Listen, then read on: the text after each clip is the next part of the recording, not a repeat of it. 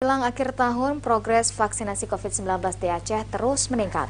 Hal tersebut dilaporkan oleh Satuan Tugas Penanganan COVID-19 Pemerintah Aceh.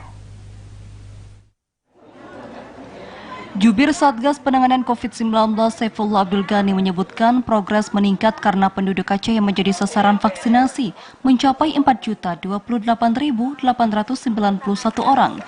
Dosis pertama sudah divaksin yaitu sebanyak 1.691.351 orang atau sebanyak 42% dan dosis kedua sebanyak 900.567 orang atau 22,4%.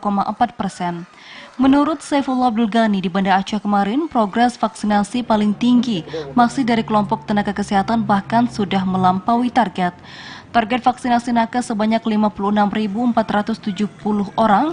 Vaksinasi dosis pertama telah divaksin yaitu sebanyak 65.504 orang atau 116% dari target awal. Sedangkan dosis kedua 58.986 orang atau 104,5%. Sementara vaksinasi dosis ketiga atau booster yaitu sebanyak 32.664 orang seluruh Aceh.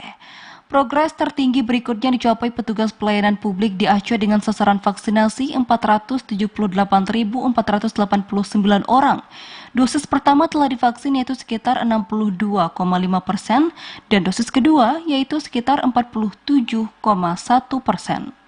Vaksinasi tertinggi di urutan selanjutnya yakni kelompok remaja dengan usia 12 hingga 17 tahun dengan sasaran sebanyak 577.015 orang.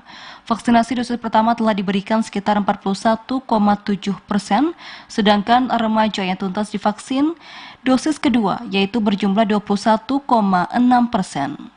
Sementara capaian vaksinasi di masyarakat rentan dan umum masih terbilang rendah dengan sasaran yaitu sebanyak 2.577.792 orang. Dosis pertama 39% dan dosis kedua 17,6%.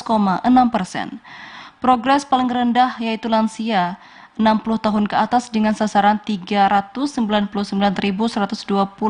orang di Aceh. Vaksinasi dosis pertama telah diterima yaitu 24,1% dan dosis kedua baru mencapai 11%. Tim Liputan TVRI melaporkan.